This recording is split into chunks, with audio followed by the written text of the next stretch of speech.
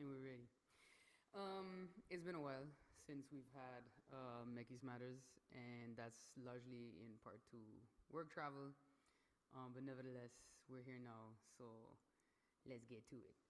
Um, I wanted to start off with, of course, the hot drink and hot take, which is a towering cup of Blue Mountain, Jamaica Blue Mountain coffee with some Planet Oat French vanilla creamer after the Mondayest Monday that ever Mondayed yesterday. I desperately needed this pick me up. So that's basically what we're going to be on today. And my hot take, also following yesterday, which in the future I'll be able to share a bit more about why that was the Mondayest Monday that ever Mondayed in the history of Mondays. Um, Education and development, guys, is a community effort. And the more a community celebrates mediocrity at higher levels of society, the less likely basic or even advanced education is going to thrive. I think people, children especially, will mirror what they see is being celebrated.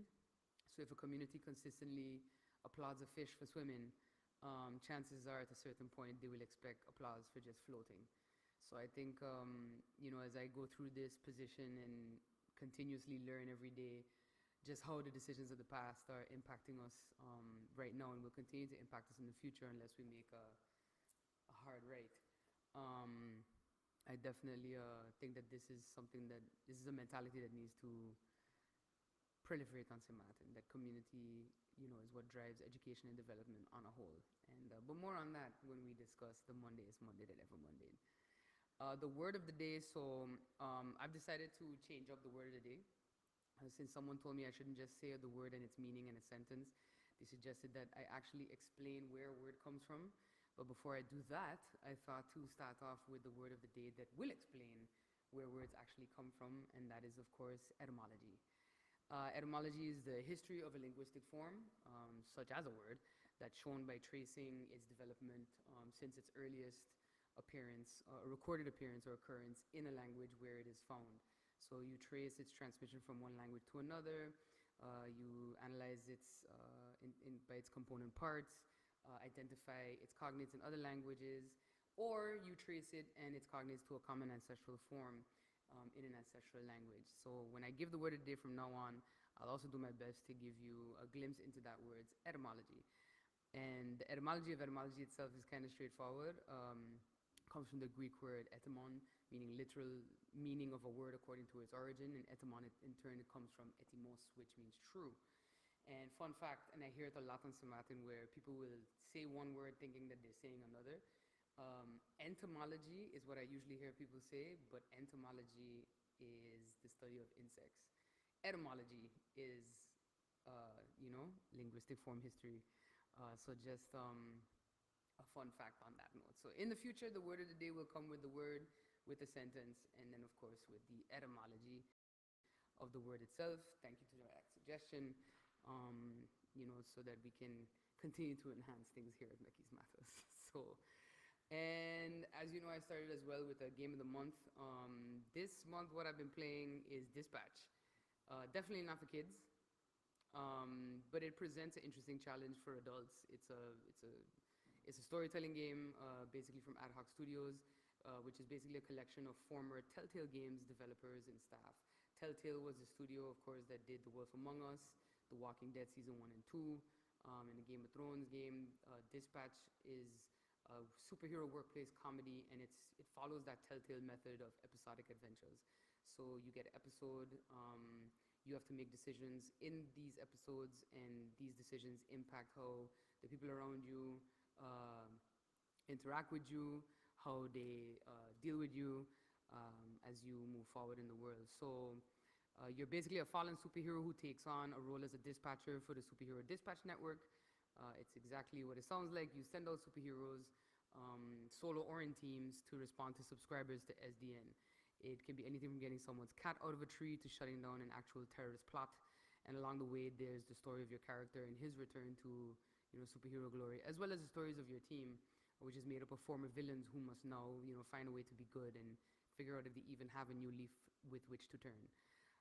So that's the game that I've been playing so far. It's available on Steam on PC via Steam and Windows, and of course on PlayStation 5. Um, so yeah, let me see what else. So that was it for the start. Now on to the main topic. So as you know, I've been traveling. I traveled to Aruba and to Bonaire for two different reasons. So initially I was going to go to Aruba actually in February, but then when we realized that this Bonaire trip was still happening for Vierlande Overleg, more on that later, we decided to combine, so as not to have to miss time in February again to go to Aruba. So went to Aruba first. In Aruba, I had a courtesy meeting with my counterpart, Minister Cruz, who's Minister of Kingdom Relations, Education, Innovation, and Sport. I think that's it. And in that meeting, Minister Cruz and I come from Parliament together. So we were in Parliament, we've been at IPCO together, discussing the challenges that both Aruba and St. Martin face that are similar, the differences between us, the different approaches that we have to certain things and certain issues. So it's cool now to kind of serve in this capacity with her as well, still kind of alongside. So we had a very open and frank discussion, and as much as we think that we're unique in some of the challenges that we face, what that discussion showed me is essentially Aruba faces many of the same issues that we do, which is that decisions made or not made over time have now compounded to directly impact the state of education, the state of sport, whether it's school maintenance, facility maintenance, teacher training, material purchases and such.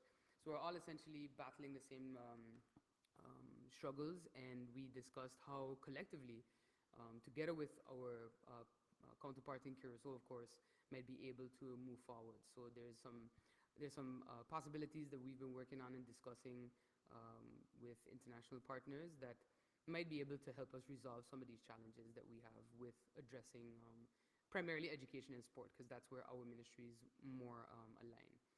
And then we also met with the University of Aruba, where we discussed their engagement with institutions and programs in the Netherlands, as well as their own growth as an institution.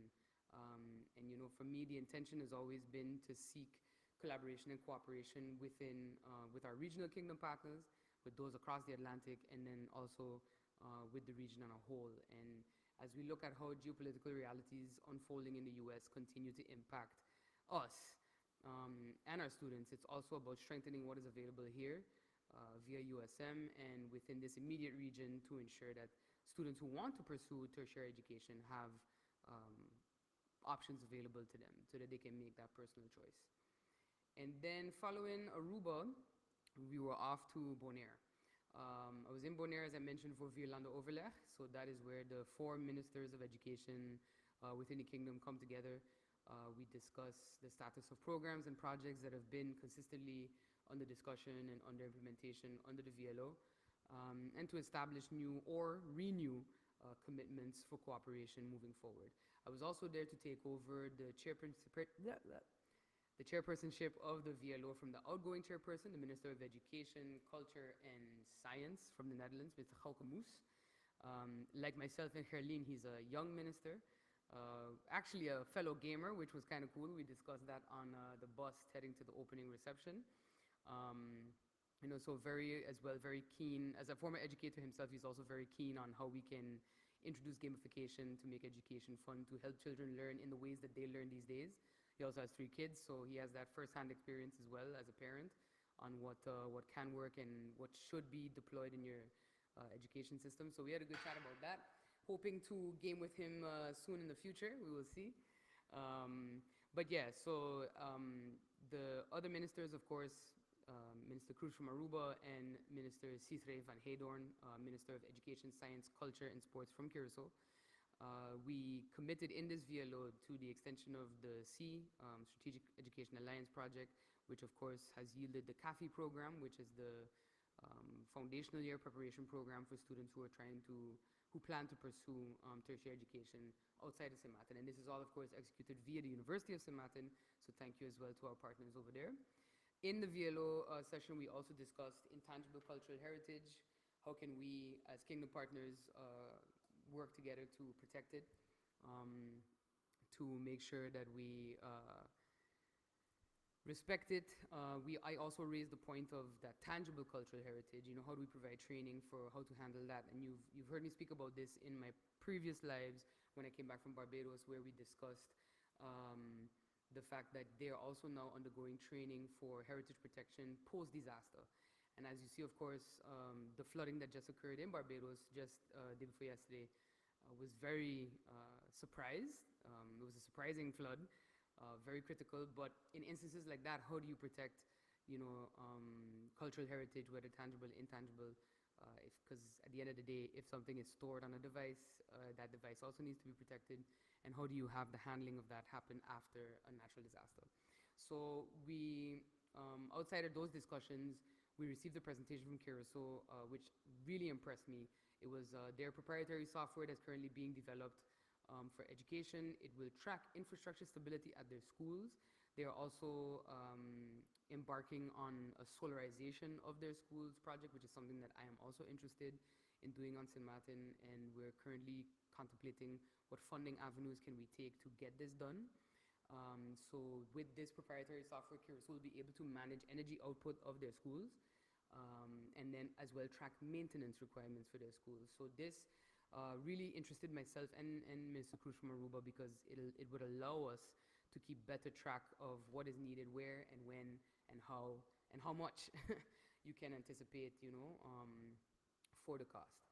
So that was, it's also similar to what is already being done, because this Curacao software will also kind of expand to track student information, student data and such.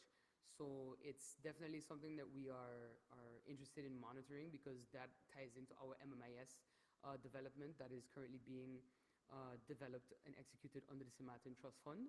So that system, we started off from the base point of student data. Curacao started off with infrastructural data, and we can see now how we can collaborate to kind of marry the two into one proprietary software app, because software development is expensive, guys. So you don't want to redo it every time you have a topic to be covered. You would like, a fit for purpose environment that can be added, that can have modules developed to tack on later, or different APIs where you can actually get stuff done across a wide variety of topics and subjects. So that was VLO, and once that wrapped, we used our final day in Bonaire for several introductory meetings that were all very interesting, with different entities around Bonaire. We started off in the morning with Young Bonaire, which is a foundation that caters to young people. So not just as an after-school homework program, they do a lot of activities. The attendees participate in various sports, including boxing. They learn performance arts and other activities focused on developing well-rounded young people, and help them discover what their interests are and how they can take those interests further on into life. And then we followed up with a visit to MBO Bonaire, which blew me away. Definitely a standard that I would like to see us meet here in St. Martin. They offer a wide variety of programs geared towards very specific technical vocational areas, and I think for me that is the what I like to see. I find a lot of times in St. Martin we do things very ad hoc. In education, everyone wants to add a program, do this and do that, and there's no mastery across anything. So one of the areas that you kind of learn when you study business and project management and such is you have to find your niche, right? And develop mastery first over one particular thing before you try to do multiple things. With limited resources, it's better to master one than to be a jack of all trades in many.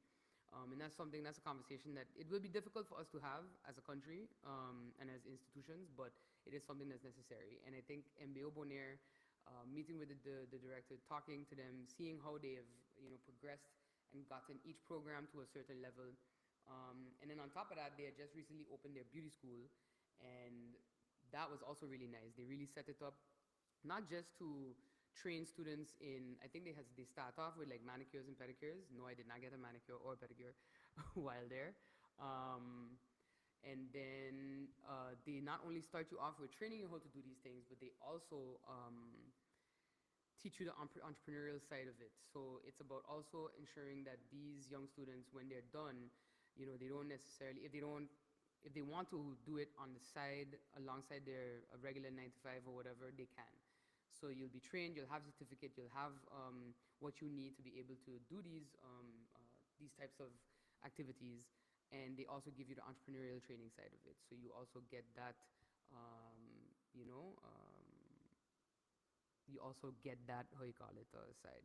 I'm seeing some things about my volume not being optimal. I don't know what else to do with these mics, to be honest. I've done my best. I'm borderline shouting. But yeah. Um, and then after that, we went to Scal Bonaire, which is essentially their culture department. Scal is, of course, it's actually a building. The building itself is pretty amazing. It's a long history.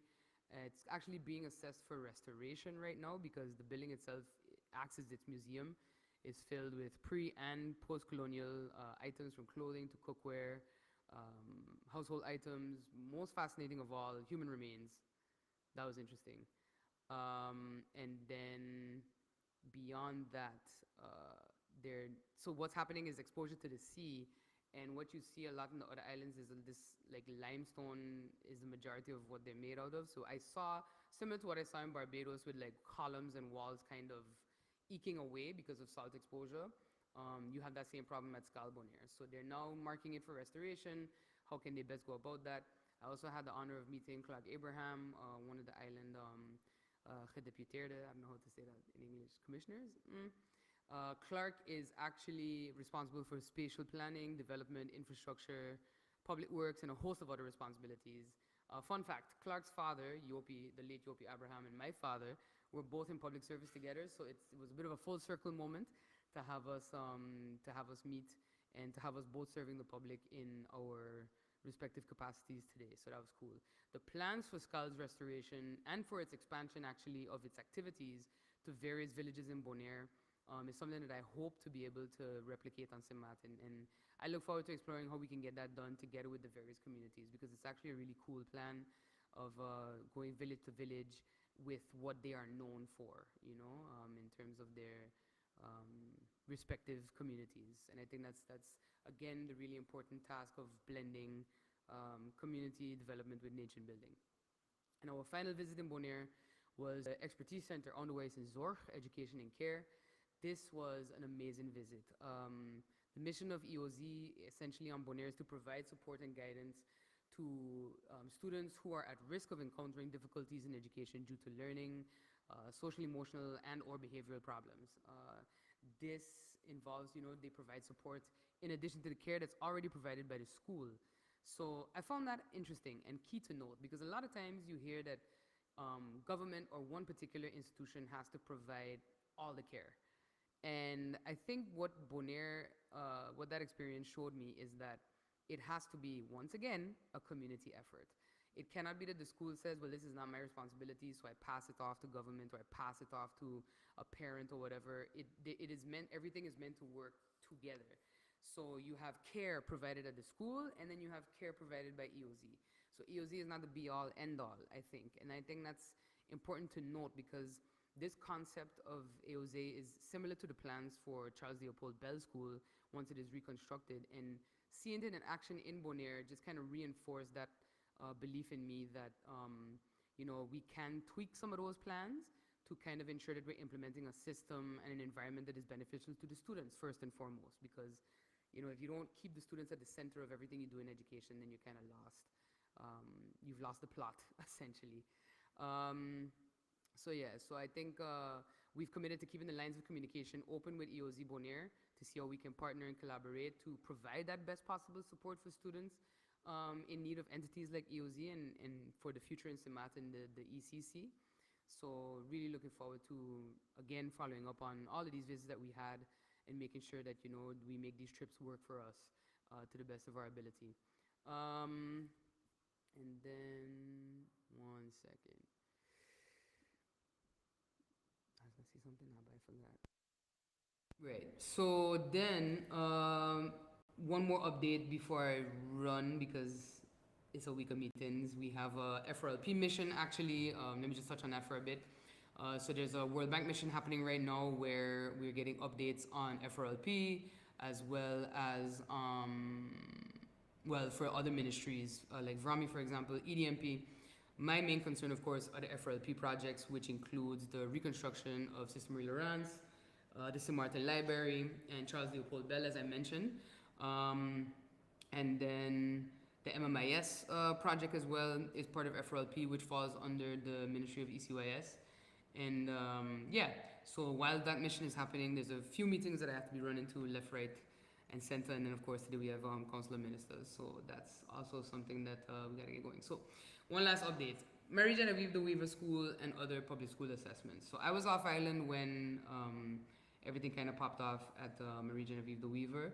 However, the ministry, the school itself, school management, and my cabinet, really sprung into action and managed to get things done. And this is again, empowering people to be able to make decisions and to move as they should be able to move in their respective capacities. So action to resolve the issues, of course, facing several classrooms at MGDW is ongoing. There will be a more detailed explanation in the media this week, as I do have some questions to get back to for certain media outlets.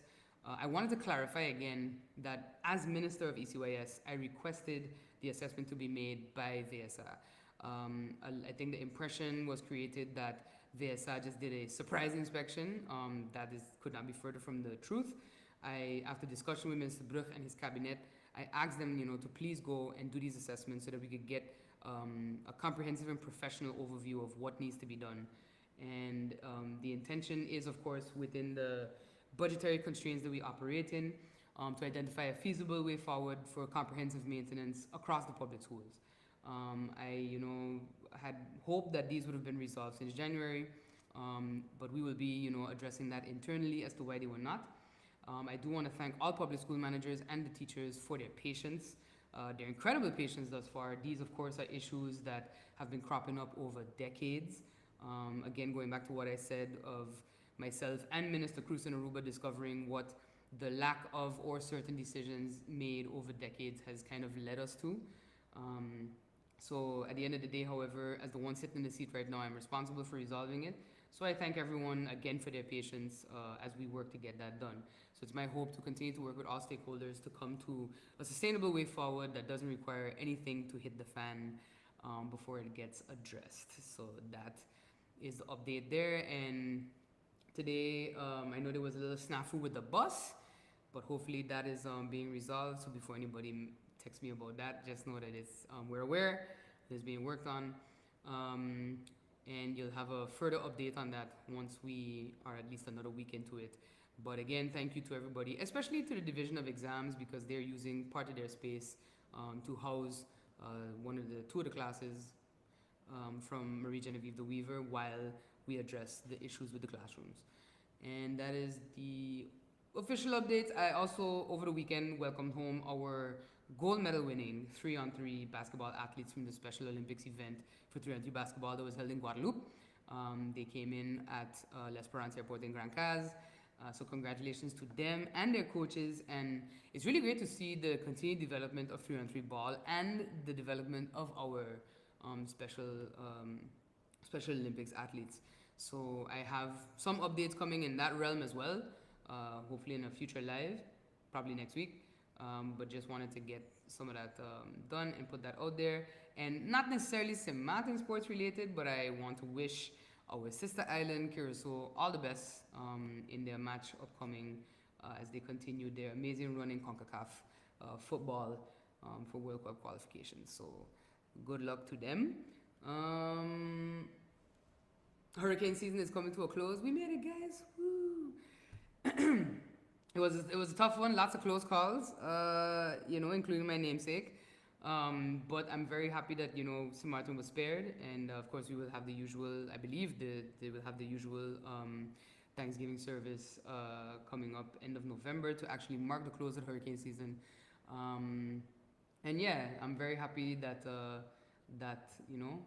we've made it through. Oh, and of course, I was very happy to see everybody come out for St. Martin Day. I came back this Sunday, tumbled right into school visits on the Monday for the different St. Martin Day celebrations that were happening at the different schools. And then, of course, Tuesday tumbled into the actual day itself with the official ceremony at the Bellevue border with the wreath laying that is usually done. And I want to touch a bit on that, not to get back into live, but just to touch a bit on some statements that were made in Parliament. regarding the exclusion of a church service. So we did have a blessing at the wreath laying. And I announced in July that these cultural events are going to take a different turn, a different spin to focus primarily on the cultural aspect of things. And having experienced these celebrations as a member of parliament, I've seen what works and what doesn't work in terms of getting public participation to the level that you would like it to be. So I was really happy to see that Simande went off exactly as expected it to. We had a beautiful ceremony at the Border Monument with the wreath laying from the Préfet, the Governor, then the Prime Minister, and the President of the Collectivité, Mr. Louis Mussington. But before all that, we had, of course, the anthems played, and then we had a blessing by Pastor Sam, I believe it was, which went over really well because it was very symbolic. You know, you're standing there and you're essentially blessing both sides of the island, which I really liked. And a few people came up to me and remarked that, you know, at first they were a little skeptical, but they did like how it all played out in the end. So I think with that direction, we saw amazing public participation, not just in the attendance with the National Cultural Parade, but also in the village, where, you know, you actually had the public present to listen to us speak. Because historically, it's been dignitaries giving speeches to dignitaries, and that's never something that you want to see. If you're going to have a National Day of celebration, you want the nation present when you're talking. So I do think that it went off exactly as I hoped it would have. So I'm looking forward to continuing this new format next year as well. Well, it's not for me to continue it next year, for 2027, because Valerie, tag, you're it for next year. And of course, that means the Collectivité will be hosting the Simande celebration. So curious to see what they do with it. And then, of course, 2027 will be our turn again to execute that. So thank you again to everybody for coming out. It's been a while, so I had to make sure to get that in there. Thank you again for joining the live, and we will see you next week. Yes, because I will be here. The next time I travel will actually be at my own expense, but going, of course, still for Sabre Day, of course, to celebrate with our sister island that's closest by and the smallest. But I will be heading over for that December 4th, and the Sabre Day itself is December 5th. So stay tuned for that update as well following that.